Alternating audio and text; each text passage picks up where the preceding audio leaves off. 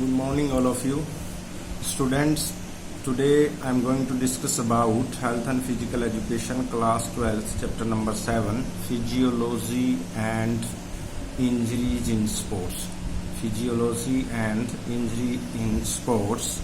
ठीक है, तो इसमें हम सबसे पहले डिस्कस करेंगे effects of exercise on cardio respiratory system. Effects of exercise on cardio respiratory system. Exercise का कार्डियो रेस्पिरेटरी जो सिस्टम हमारी बॉडी में, उस पर क्या इफेक्ट्स पड़ता है, सबसे पहले हम वो डिस्कस करेंगे. इससे पहले हम डिस्कस करेंगे students meaning of human respiratory system. भाई रेस्पिरेटरी सिस्टम जो होता है ह्यूमन का, उसका क्या मीनिंग होता है. द कार्डियो रेस्पिरेटरी सिस्टम, आपको पता है कार्डियो रेस्पिरेटरी सिस्टम जो है consist of the heart, blood vessel and blood. It regulates the vital process of supplying our body with nutrients, weights and hormones and O2 for its smooth functioning. तो सबसे पहले हम discuss करेंगे meaning of human respiratory system. The respiratory system consist of the nose, the pharynx, larynx, trachea, bronchi, diaphragm and lungs. ठीक है, ये होता है. उसके बाद जो है the process of respiration it's is the different from the function of breathing. आप भी जानते हैं ऑक्सीजन हम अंदर लेते हैं और फिर कार्बन डाइऑक्साइड जो है हम बाहर करते हैं. अब हम डिस्कस करेंगे स्टूडेंट्स कि जो ये हमारी इफेक्ट्स ऑफ एक्सरसाइज का जो इफेक्ट्स ऑफ एक्सरसाइज का कार्डियो रेस्पिरेटरी सिस्टम पर क्या इफेक्ट पड़ता है. सबसे पहला इफेक्ट क्या पड़ता है, increase in the size of heart. The mass and volume of heart increase with consistent exercise. Its walls thicken and become stronger. पतली हो जाती है और स्ट्रोंग हो जाती है. ठीक है, और while the left ventricle also expands in size, allowing more blood to flow through the body. According to recent studies, the myocardial wall is also found to increase thickness. ठीक है, तो ये पहला हमारा वो था क्या, increase in the size of heart. ये हमारा पहला इफेक्ट था एक्सरसाइज का on cardiorespiratory system. Decrease in resting heart. A significant decrease in resting heart rate occurs after exercising consistently.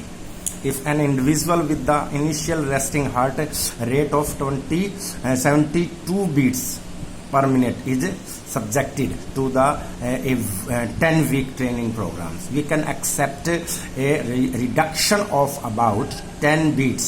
Reduction of, हम कह रहे हैं decrease in the resting heart में, reduction of about 10 beats minute पर by the end. A training session leaves the heart rate elevated by before slowly return resting rate. तो resting rate जो है हमारी रेगुलर एक्सरसाइज करने के साथ उसका है रेस्टिंग रेट जो है डिक्रीज हो जाता है.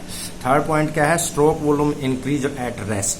Stroke volume during moderate and hard exercise, stroke volume जो है during moderate and hard exercise, stroke volume increase. Individual not trained physically, it range to 50 to 70 ml beat or 70 and 90 ml beat in trained person. ठीक है, तो 90 से 110 तक 90 से 110 तक जो ml बीट है वो एक्सपीरियंस्ड टॉप एंडोरेंस एथलीट्स की हो जाती है. तो स्ट्रोक वॉल्यूम क्या होता है, एक्सरसाइज रेगुलर करने से बढ़ता है. इंक्रीज इन कार्डिक आउटपुट. कार्डिक आउटपुट सबसे पहले हमें ये पता होना चाहिए स्टूडेंट, कार्डिक आउटपुट होता क्या है.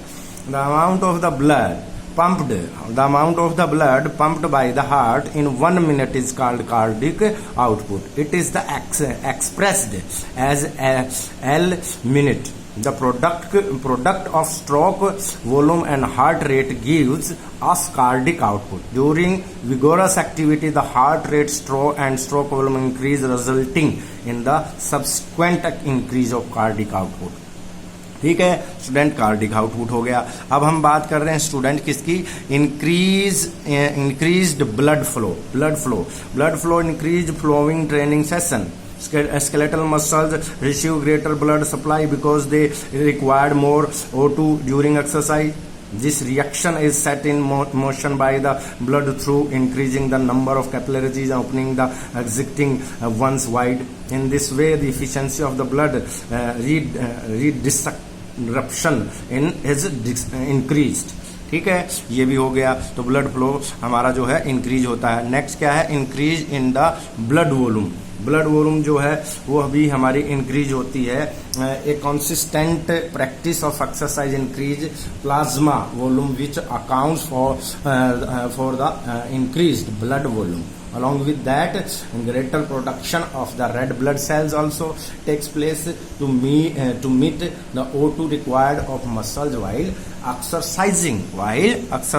तो क्या हो गया? हमारी इंक्रीज हो रही है किससे? एक्सरसाइज रेगुलरली हम कर रहे हैं तो कार्डियो रेस्पिरेटरी सिस्टम पर एक्सरसाइज का क्या इफेक्ट पड़ रहा है? Increase in blood volume. Increase in tidal air capacity. Increase in tidal air capacity. Tidal air capacity क्या होती है? What do you mean by tidal air capacity student? सबसे पहले तो the tidal air is the amount of air that moves in and out of the lungs with each breathing in a normal restive mode. Tidal air capacity is maximum amount of air existing tidal air that moves in and out of the lungs with the maximum possible inhalation and exhalation. This capacity normally range of the कितनी होती है? 500 से लेके 800 cc. It can be increased with a regular exercise के साथ.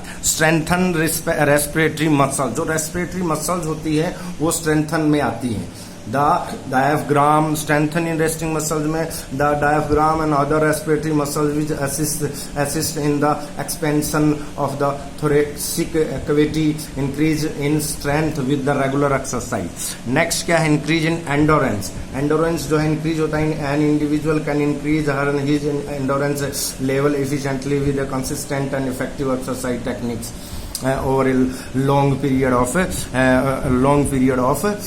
time, he and she will be able to sustain an activity with resting. On the contrary, people who do not exercise regularly are unable to do so because of low endurance level and fatigue. Hence, exercise is an efficient way to increase the endurance performance. ठीक है. Increase in residual air volume. जो residential होता है हमारा residential जो है ना residual air volume क्या होती है? The amount of air retain in the lungs after exhalation is called residual air. This volume increase in those people who exercise consistently as compared to those who do not. ठीक है. Increase in the size of lungs and chest जो है we breathe faster, inhale more amount of air during exercise to supply more O2 to working muscle tissue and tissues in our body. तो lungs and chest go persistently उनका size बढ़ जाता है. Prevention of the next कौन सी है? Prevention of the disease. कौन सी है? Prevention of the disease. Prevention of the disease में क्या है? Exercising regularly improve the function capacity of the lungs. They can inhale and exhale more volume of air at the fast pace. This prevents accumulation of the waste products in the lungs as they are compelled to emerge outside the body on their own. So the lungs remain intact and healthy. But those who do not exercise breathe in and out slowly. The waste products start accumulating in their lungs. Over time, the lungs get contaminated and damaged. Therefore, we can conclude that exercise can help us to prevent many disease. Clear? अभी ये हुआ, ये पहला कौन सा हुआ students? Effects of exercise on cardio respiratory system, meaning of human respiratory system हमने बता दिया. अब नेक्स्ट हम इसी वीडियो में हम डिस्कस करेंगे कि एक्सरसाइज का जो है effects of exercise on muscular system. Muscular system पर एक्सरसाइज का क्या इफेक्ट पड़ता है वो हम यहाँ पर डिस्कस करेंगे. In change in anatomy of muscles, change in anatomy of muscles में एक्सरसाइज जो है, चेंज इन एनाटॉमी मसल्स, जो change in anatomy of muscles में क्या है, exercise change the cellular size and shape of the muscles in enlarging them. They also become firm, more tone, giving the physics of the individual an attractive shape बढ़िया हो जाती है regular exercise करने से। उसके बाद increase the number of capillaries, increase the after exercise new capillaries are formed in order to raise the level of blood circulation for sufficient energy supply. This change the color of the muscles too. उसके बाद improving the strength of the connective tissues, जो हमारे होते हैं ना connective tissues, इसमें क्या कर रहा है, improving the strength of connective tissues. Student ये क्या कहता है, exercise strength and x tends the connective tissues that joint the fibres making them fitter for more strenuous activity. उसके बाद improving efficiency, muscular movement become more smooth and efficient with regular exercise. उसके बाद delaying fatigue भी इसमें आता है, effects of exercise on cardiorespiratory में।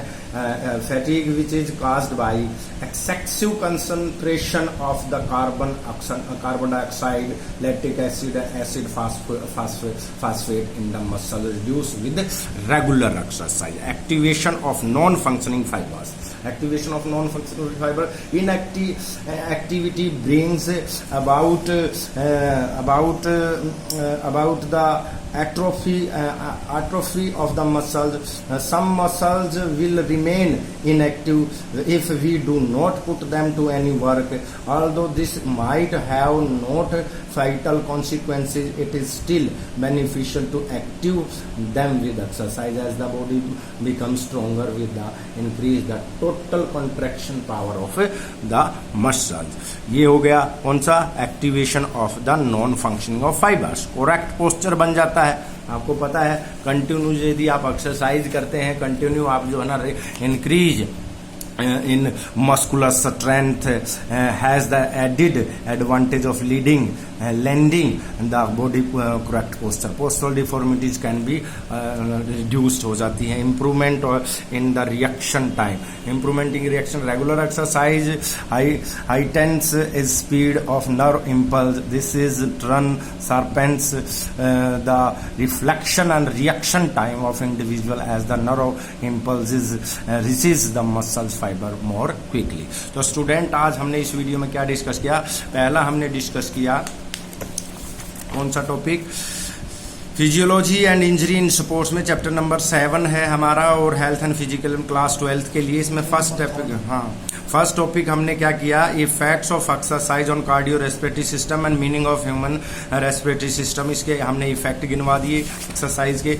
दूसरा हमने किया इसमें topic effects of exercise on muscular system. ठीक है students, okay, thank you all of you.